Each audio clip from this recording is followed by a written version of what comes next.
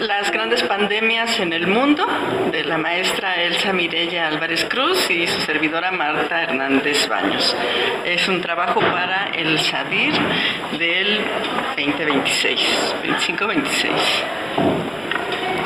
Bueno, nosotros desde un principio nos planteamos preguntas a partir de la gran pandemia que vivimos hace algunos años, entre el 2019 y el 2022 más o menos. Y bueno, es más que nada cómo nos afectó en nuestra vida diaria, qué tan vulnerables nos sentimos, también qué cambió en nuestra vida y en nuestros proyectos de vida, y cómo incluso transformó al mundo. Bueno, primero habría que hacer algunas diferencias conceptuales respecto a qué es una epidemia y qué es una pandemia. Una epidemia es una enfermedad que se da en una región, puede ser un país, en un lugar determinado y no sale de ahí. En cambio, una pandemia se extiende prácticamente a varios países y como actualmente vivimos en un mundo globalizado, pues estaríamos pensando que se expandió por todo el mundo a partir de lo que llamamos globalización. Bueno, en las pandemias más famosas pues tenemos la peste antonina, la plaga de Justiniano, la famosísima peste negra en la época medieval que dejó entre 25 y 50 millones de fallecidos. Y bueno, en nuestra América la llamada Cocoliztli, que según datos tiene que ver con la fiebre tifoidea. Digamos que se ha detectado que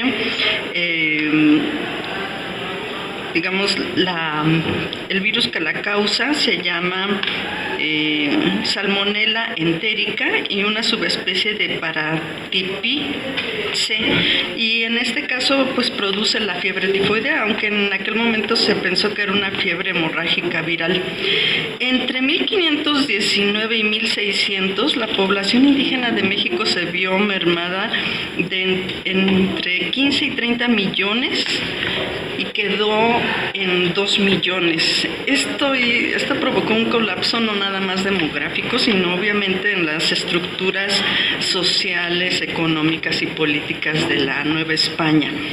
Y junto, no nada más fue la Cocoliztli, sino también fue la viruela y el sarampión.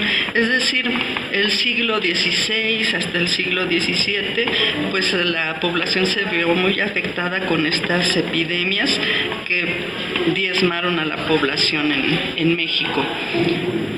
También habría que señalar, por ejemplo, la gripe española a principios del siglo XIX, bueno, ya lo que sería después de la Segunda Guerra Mundial, que dejó entre 20 y 50 millones de fallecidos. En este caso, se dice que fueron incluso más que las muertes de la Primera Guerra Mundial. A partir de ahí podríamos decir que el número de fallecidos ha ido más o menos en descenso. El COVID-19 se dice que son alrededor de 7 millones y podría ser un número bajo, pero hay que pensar que ya actualmente toda la coordinación que existió a nivel mundial, la oportuna aparición de vacunas o la pronta aparición de vacunas en todo el mundo, muy diversas también, ayudaron a controlar de alguna manera este brote. Y bueno, pues ahí tendríamos los 7 millones que digamos, si lo vemos como un recuento a nivel mundial, pues podría parecer un número bajo, ¿no? Entonces, siguiente. Aquí lo tendríamos de una forma mucho más esquematizada a lo largo de una línea del tiempo, y los círculos obviamente tienen que ver, el tamaño de los círculos tiene que ver con el número de fallecidos. Ahí podríamos ver el Cocoliztli. El Cocoliztli nos dejó, pues hubo además varios brotes, ¿no? Fue el primer Cocoliztli, pues dejó entre 5 y 15 millones, no, entre 25 y 50 millones. Y ya después vinieron otras Cocoliztli, junto con, lo señalábamos, otras otras epidemias dentro de lo que fue la Nueva España. Y esta sería la gripe española, entre 20 y 50 millones, que es muchísimo. A partir de ahí, pues ya los puntos se ven muchísimo más pequeñitos. Punto aparte sería la epidemia del VIH, que sí tardó muchísimo tiempo en aparecer, digamos, toda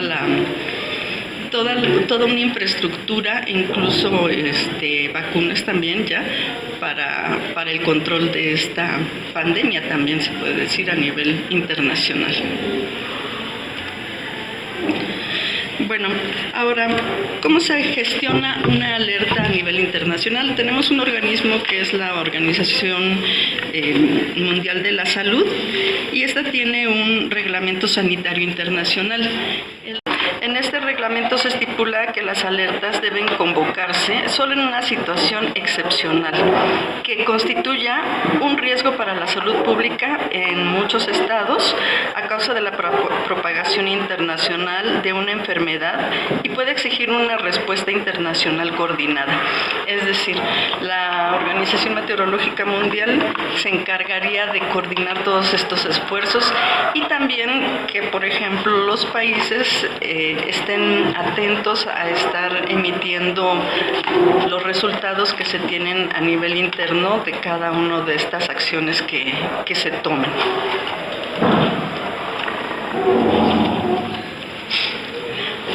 Bueno, se dice que en un principio el brote se da en China, en la ciudad de Wuhan, y se dice que los chinos ocultaron por algunos meses esta información a nivel mundial, y estos meses serían, digamos, críticos para poder controlar ese brote.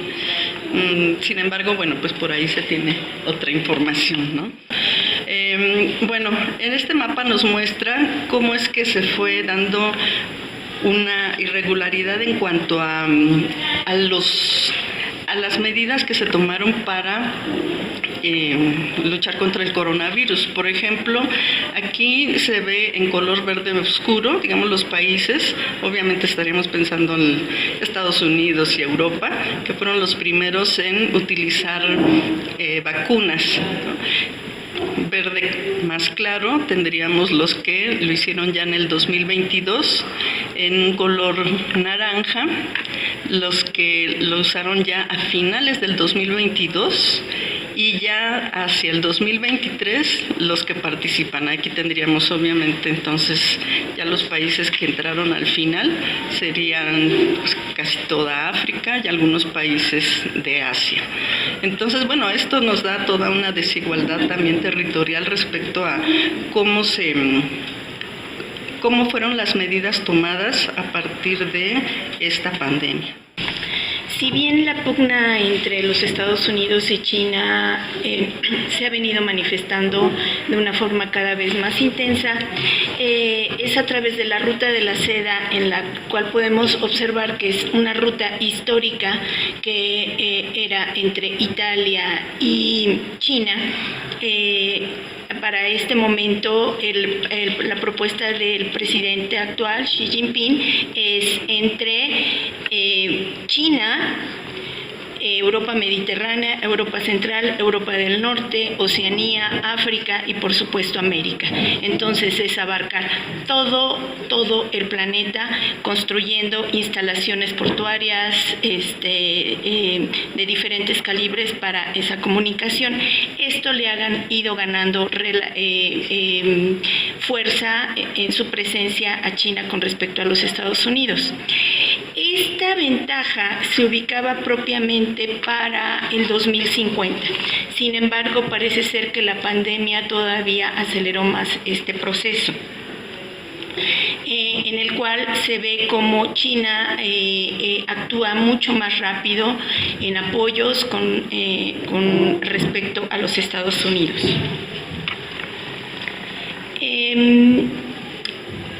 Estados Unidos, en este caso, entonces lo que muestra es aislamiento, actitudes unilaterales.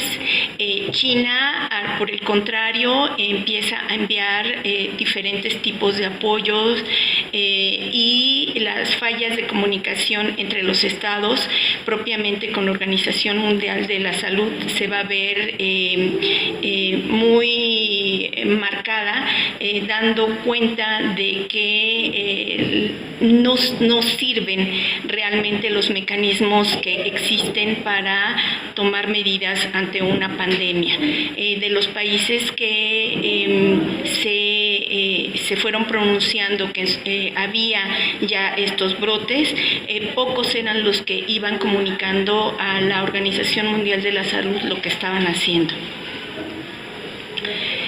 ¿Qué impactos entonces vamos a ver? Bueno, para los recuentos en cierta forma de cierre, 770 millones de casos de contagio, de los cuales 7 millones sí fueron muertes. La caída del PIB mundial va a ser muy representativa, la vamos a ver a continuación.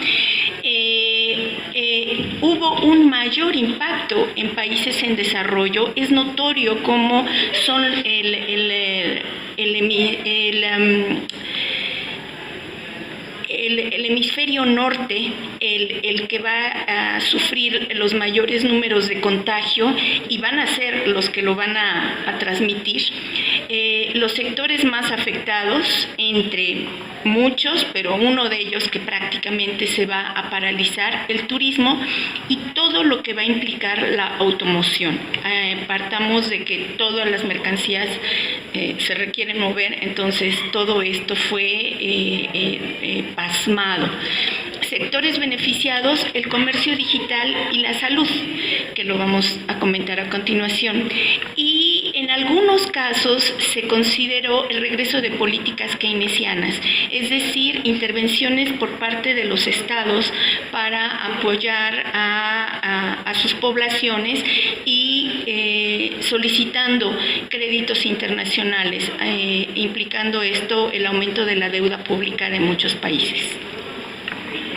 En esta tabla podemos observar las caídas del PIB en 2020 de los países del G20, ¿no? Prácticamente la gran mayoría lo podemos observar en el color naranja, como presentaron decrecimiento, salvo, por ejemplo, el caso de China. De China, de la India, de Indonesia, en este caso Turquía, que van a presentar sí un valor positivo, pero lo que predomina realmente es el decrecimiento en los países considerados como las economías más fuertes a nivel mundial, como es el G20. ¿Qué pasa en el mundo después del coronavirus? Bueno, en lo social, una mayor sensación de vulnerabilidad social. Hay inseguridad del futuro, de lo que va a pasar precisamente ante la ambigüedad de lo que se va sabiendo. Sin embargo, también hubo aumento de solidaridad en ciertos casos, pero también de soledad y de estrés. Mucha gente queda aislada, se ven casos también terribles de lugares para adultos mayores que van a ser cerrados y que van a padecer grandes penurias, por ejemplo, en el caso de Canadá. Riesgo de una ola de problemas mentales que creo que a estas alturas pues estamos registrando como sí se incrementó mucho más sensibilidades a cuestiones de salud mental. Y una muy importante para la mayoría de los jóvenes, un riesgo de una generación con trayectorias interrumpidas. la generación del coronavirus. Estudios suspendidos, trabajos suspendidos, proyectos suspendidos, precisamente por el coronavirus, y que algunos sí pudieron retomar o incluso hacer cambios, pero pues otros no. La transformación digital es un elemento importante que se va a dar como parte de estos efectos. El impulso del teletrabajo y la educación en línea, que pues en muchos casos ya llegó para quedarse, en donde ya es una forma más ágil para muchas personas trabajar de esta forma, lo que también se le llaman los nómadas digitales, que trabajan desde su computadora, desde cualquier parte del mundo, dándose cuenta que pues así se puede hacer. Y cambios en el mercado laboral y en el uso de espacios, ¿no? Al cierre digamos, cuando ya se empieza a considerar que ya se está saliendo de esta terrible crisis del coronavirus, surge un proyecto, el NBOC, que quiere decir el final del coronavirus. En 2022 es un proyecto financiado por la Unión Europea, en la cual invita a 13 países, 19 instituciones y 28 grupos de estudio, como pueden ustedes ver en la diapositiva, ahí están los países, y la idea es estudiar variantes y mejoras en el sistema de vigilancia, el uso de la inteligencia artificial para una detección temprana. ¿Cuáles fueron los resultados de este proyecto?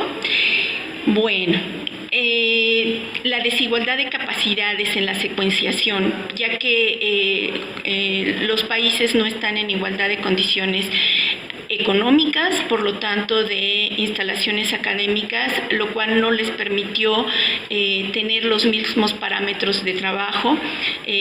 Esto se relaciona directamente con los costos económicos, la ética y la gobernanza de datos, que no todos los países, ya teniendo los datos, los quisieron compartir de la misma forma.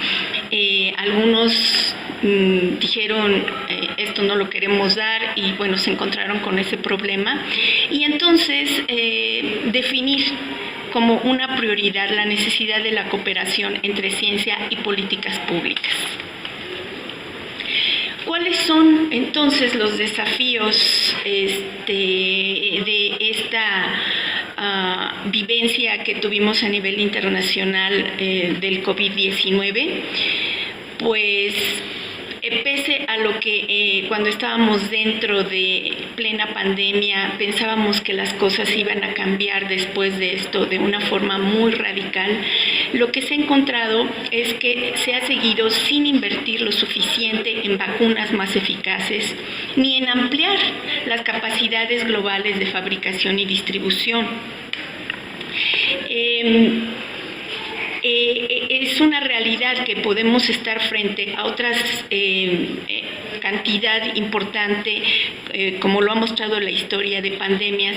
Sin embargo, parece ser que no aprendimos lo suficiente.